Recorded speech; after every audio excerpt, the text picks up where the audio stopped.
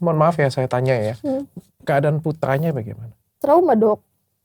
Trauma dia tuh sekarang saya nggak bisa keluar malam sama sekali. Biasanya kan saya bisa bantu ibu saya di warung kalau malam gitu. Jadi biasanya kalau anak saya sudah kasih makan anak saya, sudah menidurkan mereka, warung ibu saya juga deket dari rumah. Jadi saya ke warung gantian sama ibu saya biar ibu saya pulang. Itu akan aman karena mereka tidurnya sampai pagi gitu. Tapi sekarang saya bergerak ke kamar mandi aja anak saya akan nangis kejar sekejar-kejarnya. Gak bisa ditinggal di sama siapapun. Ini saya udah telepon sama suami saya, kamu pulang jam berapa katanya.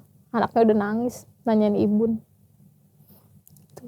Jadi apa ya dok, anak saya sampai sebegitunya, tapi pelaku tetap bebas. Jadi apa ya, menurut saya undang-undang perlindungan anak itu dikhususkan untuk anak yang mana? Sedangkan anak saya nggak dilindungi. Kayak gimana anak ibu kalau misalnya keluar bisa bersosialisasi dengan baik atau bagaimana kah? Kalau tanpa saya nggak. Jadi takutan sekarang? Takut. Harus sama saya. Harus sama saya. Nggak bisa nggak tanpa saya. Sudah pergi ke psikolog kah?